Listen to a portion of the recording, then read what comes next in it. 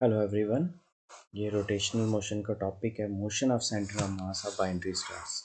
Binary stars क्या होते हैं? दो स्टार्स को हम बाइनरी स्टार्स कहते हैं जो एक दूसरे के साथ बाउंड होते हैं with the help of gravitational force और ऑर्बिट करते हैं around their common centre of मास। जैसे ये एक स्टार है S1 जिसका मास है M1, ए पॉइंट पे लाई करता है, और ये दूसरा स्टार है S2 जो बी पॉइंट पे लाई करता है। इन दोनों का इसका रेडियस छोटा है। फर्स्ट वाले का रेडियस R1 है और बड़े वाले का O से R2, और O है सेंटर ऑफ मास। मतलब दो स्टार्स को हम बाइनरी स्टार्स कहते हैं अगर उनके बीच में ग्रेविटेशनल फोर्स हो और उन दोनों का सेम सेंटर ऑफ मास हो। ठीक है। सिरस ब्राइटेस्ट स्टार है ये नाइट स्काई का, ये एग्जांपल है बाइनरी स्टार। फिगर शो कर रही है बाइनरी स्टार S1 और S2 ऑफ मासेस कितना कितना। फिगर शो कर रही है binary stars A and B कर लेते हैं जिनका मासेस है M1 and M2 moving in circular orbit around the centre of mass, और जो सेंटर ऑफ मास रेस्ट पे। सपोज R1 और R2, R1 वेक्टर और R2 वेक्टर इनके रिस्पेक्टिव पोजीशन वेक्टर्स हैं। Then position vector of centre of mass क्या formula होता है? M1 R1 plus M2। ये बिल्कुल सामने लिखना है, यहाँ पे थोड़ी इक्वेशंस में प्रॉब्लम आई थोड़ी स्टार्टिंग में। M1R1 plus M2R2 divided. Centre of मास जो है, सेंटर ऑफ मास के इर्द गिर्द ही ये घूमते हैं, मतलब इसलिए एज सेंटर ऑफ मास जो है कोइंसाइड करता है with point about which star क्या कर रहे हैं? ऑर्बिट कर रहे हैं। इसका मतलब RCM किसके बराबर आ जाएगा? 0। तो इसका मतलब क्या हो गया? ये M1R1 प्लस M2R2 जो है ये कितने आ जाएंगे? 0 के बराबर। इसका मतलब M1R1 इज इक्वल टू किसके बराबर? माइनस M2R2 इन वेक्टर फॉर्म में। लेकिन हम कह सकते हैं कि M1R1 किसके बराबर होता है? M2R2 के बराबर होता है इन मैग्नीट्यूड, मतलब मास इंटू उसका जो पोजीशन वेक्टर होगा, ठीक है, वो इक्वल होते हैं। जब नो एक्सटर्नल फोर्स, जब कोई भी एक्सटर्नल फोर्स एक्ट नहीं करती, टू स्टार जो बाइनरी सिस्टम के होते हैं एक्सर्ट करते हैं equal and opposite gravitational force on each other. ठीक है। लेकिन जब ये बाइनरी स्टार अब पूरे स्पेस में बाइनरी स्टार सिर्फ अकेले तो नहीं होते, ठीक है, इन्फ्लुएंस होते हैं बाय सेलेस्टियल बॉडीज और भी पार्टीज से। ठीक है, मतलब डिस्टर्ब होते हैं बाय एक्सटर्नल फोर्सेस से। इसका इफेक्ट ऑफ एक्सटर्नल फोर्स जो इफेक्ट रहता है on movement of stars is known as wobbling. Wobbling कहते हैं। तो क्या पढ़ा हमने? बाइनरी स्टार्स होते हैं वो स्टार्स जिनका एक सेंटर ऑफ मास सेम होता है। तो सेंटर ऑफ मास का फार्मूला आता है आपको M1R1 प्लस M2R2 पान R1 प्लस R2। वहां से आपने ये निकाल दिया कि इनका ऑर्बिट भी ये उसी के इर्द गिर्द गिरते हैं। तो इसका मतलब कि M1R1 मैग्नीट्यूड में M2R2 डायरेक्शन में देखा जाए तो अपोजिट हो। और जब कोई भी एक्सटर्नल फोर्स नहीं एक्ट करती तो ये दोनों स्टार्स एक दूसरे पे एक्सर्ट करते इक्वल एंड अपोजिट। और मोशन ऑफ दी स्टार्स, लेकिन एक्सटर्नल और भी तो बॉडीज हैं, सेलेस्टियल बॉडीज स्पेस में, उनसे डिस्टर्ब हो जाता है। इस इफेक्ट को कहते हैं हम वॉबलिंग इफेक्ट। अब ये बाइनरी सिस्टम दे रहा है, एक बाइनरी सिस्टम है जिसमें दो स्टार्स हैं जिनका मास है M1 M2 और रिवॉल्व कर रहे हैं orbit of radius R1। If their respective time period T1 और T2 है तो तब इस T1 T2 के बीच में क्या रिलेशन होता है? तो आपको पता है दो है ना। ठीक है, पहले हम निकालते हैं ग्रेविटेशनल फोर्स जो है ऑन फर्स्ट किसके बराबर आएगी। ग्रेविटेशनल फोर्स फर्स्ट के ऊपर जो एक्ट करेगी वो किसके बराबर आएगी? ठीक है, तो फर्स्ट के ऊपर जो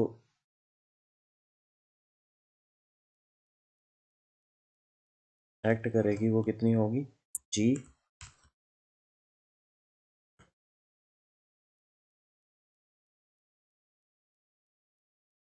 जी M1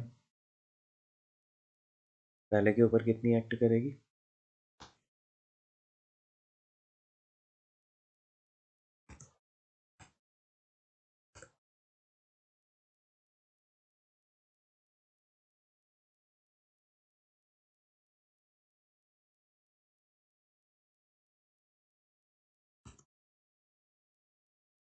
M2 डिवाइडेड बाय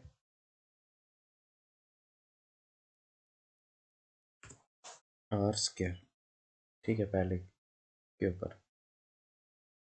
और ग्रेविटेशनल फोर्स, इसको हम डिराइव करते हैं, क्या निकलता है,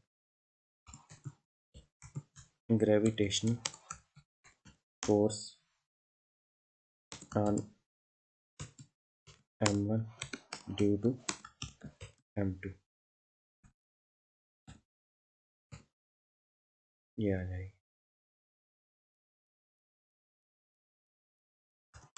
gravitational force on m2 equal and opposite होती है due to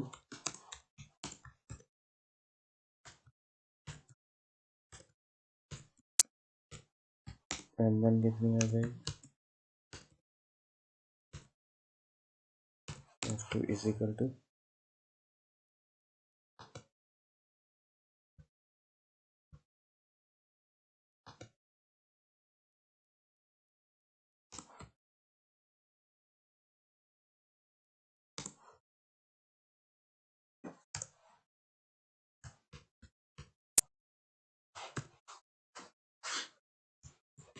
centripetal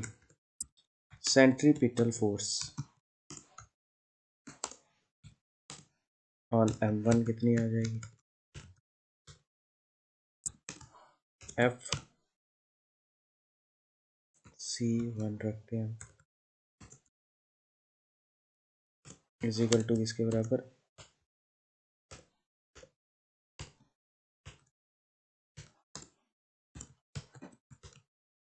m1 v1 का square mv square upon r, formula होता है।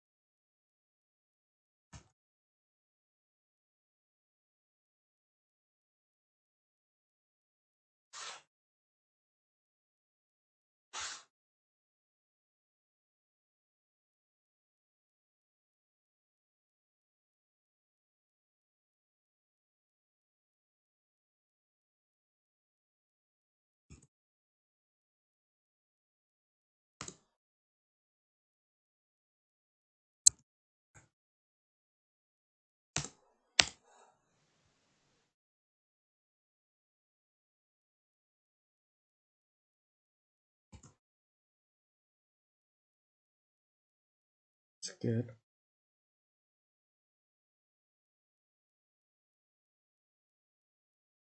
m1 v1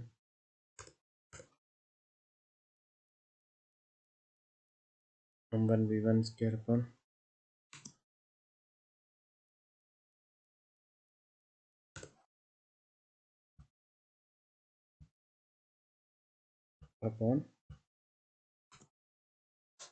r1। यहाँ पे जो हमने r रखा था, वेयर r ये जो है ये बराबर था r1 प्लस r2 के बराबर। तो इसको पूरे को ना सॉल्व करके हमारा आंसर जो आता है वो बराबर आ जाता है। मैं आपको आंसर बता देता हूँ कि कैसे निकालना है हमने।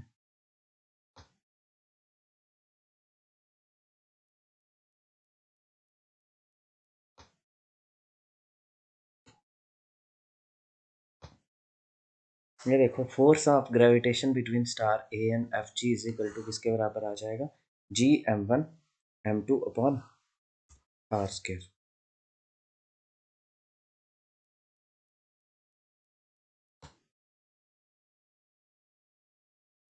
Of gravitation between star A and star B.